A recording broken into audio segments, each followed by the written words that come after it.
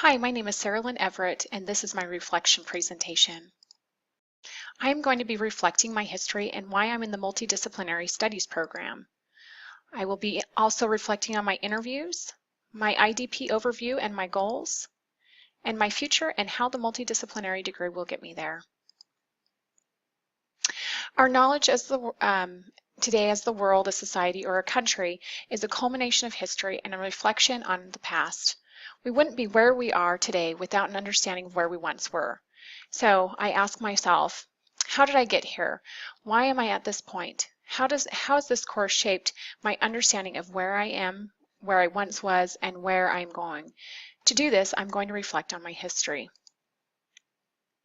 When I look back, I realize that I'm a culmination of all of my experience. Like most of us, I've continued to balance life, the college, family, and work. Having these experiences has molded me as well as influenced my decisions. There are some major events in my life that really stand out as having this impact. I was married young, and not long after I began having children. I also worked full-time in the home and went to school part-time. After I completed my associate's degree, I moved from Arizona to Idaho. The move, as well as a diagnosis of my son being high-functioning autistic, took my attention away from school. I feel fortunate that I was able to be a stay-at-home mom during that time to give my son extra attention, which 10 years later I realize has really paid off. After a 5-year break, I returned back to school. That same year, I decided to purchase a business, which was extremely bad timing for going back to college. I successfully built up the business and later sold them. Although I wasn't in school for a couple years, I learned invaluable information while being a business owner. I returned back to school, started working outside of the home, and shortly thereafter became a single mother of 4 children. This brings me to the point that I am now. I discovered the multidisciplinary program and the flexibility with classes and schedules and that maximize my college credits. It is also tailored for those of us who have several focuses and life experiences outside of college. My interviews proved to be very beneficial. I was unsure of the direction I was headed and where I had been. It was great to hear how others got to where they were and how they did it. I interviewed Dr. Margaret Sass, who is an adjunct teacher with the College of Innovation and Design at Boise State, and she had her undergraduate degree in criminal justice, a master's in communication, a doctorate in education curriculum, and a Juris Doctorate in law. I also interviewed Joellen Danucci, who is the Associate Vice President of Finance in Boise State University. She has her undergraduate degree in accounting. She's a certified public accountant, and she continues her education through college associations. What I found interesting about these two ladies is that they both had goals and they both had an idea of where they wanted to be, and they each went about it a little bit differently, but in the end they became successful. So what did I learn from my interviews? I learned that I'm headed in the right direction. It's about setting a goal and sticking with it. I also learned that the multidisciplinary studies degree is great for my situation and where I'm at in life. They also encouraged me to create an emphasis, in particular when I submit a resume, being able to put an emphasis to my degree. And that is one of the reasons why I chose the Certificate of Leadership and Human Relations, and how it will not only provide an emphasis on my resume, but how it will benefit my current career in management. They also both encouraged me to look at the next step after my bachelor's. Again, both of those women had set goals, and that is how they attained them. And so I am now asking myself to, do I go on to get an MBA or become a certified risk manager, which is in my field. The MDS 300 course has been extremely valuable for me. It has caused me to reflect on my life, who I am, and where I'm headed. I have always been the type of individual who does things at a whim. Whatever classes interested me, whatever job interested me, what I realized is I was missing a commitment, not as an individual, but committing to an overall plan, which leads us to my IDP and goals. I'd like to watch part of a video on commitment by Heidi Reeder, who is a faculty member for the Department of Communication at Boise State. Before watching the video, I would like to give you my takeaway.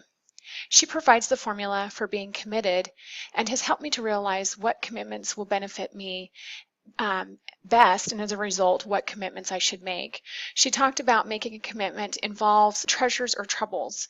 In other words, the pros and cons of a commitment. And the treasures obviously should outweigh the troubles. She also talked about the contributions that it would take, the time and the energy, and even money, possibly. And then she talked about how it also limits your choices and how all of those provide are part of making a commitment. Let's go ahead and take a look at what Heidi Reeder has to say. No. Thank you. That's kind of you. Commitment is the foundation of great accomplishments. Without commitment, Amelia Earhart wouldn't have become the first woman to fly solo across the Atlantic Ocean.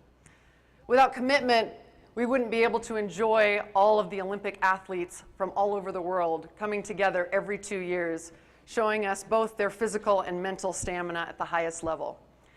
And without commitment, a couple, the Fishers from James City, North Carolina, wouldn't have set the Guinness World Record for marriage. 86 years. I've been married 8, so I mean, that's like, oh man, fabulous, incredible lifetime of family, a lifetime of love. And I think we all intuitively understand this, right?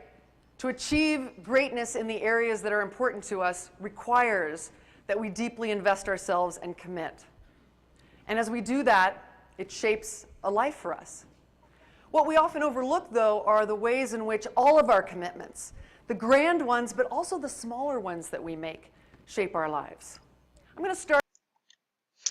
I really encourage you to watch the rest of her film, and if you're interested in doing so, I have provided the link at the end in my sources. And as she discussed concerning commitments, I realized that I had some decisions to make as well as commitments and goals. The first thing that I did is I asked myself, is the multidisciplinary degree the right degree for me? I also had to, once I came to that conclusion, commit to my decision that it truly was. And then I had to choose the classes that will best help me in the future and with my goals. And then I had to put them into writing. Because I'm working towards my certificate of leadership and human relations, almost all of my classes are leadership related. I've also selected to take classes involving negotiation and conflict management, which will benefit my current position in the workplace. I need one extra upper division course and will be taking a bridge to career on business foundations, which will also be useful in my career. And I have a goal of completing these courses in the summer of 2017, and will have achieved all of the MDS program outlines, which will equip me with 21st century skills and the ability to succeed in the future. We've discussed my history, where I'm at, and what are my commitments I have made. Last, I'll discuss how this will shape my life. By accomplishing a degree in the multidisciplinary program, it will open new doors for me. This will allow me to move up in my current career, and it will be able to help me provide a better living for my family. It will bring a sense of accomplishment, being able to finally say, I did it. Last, but most importantly, it will show my children how important college is and that they can also be capable of completing a degree and making their life better.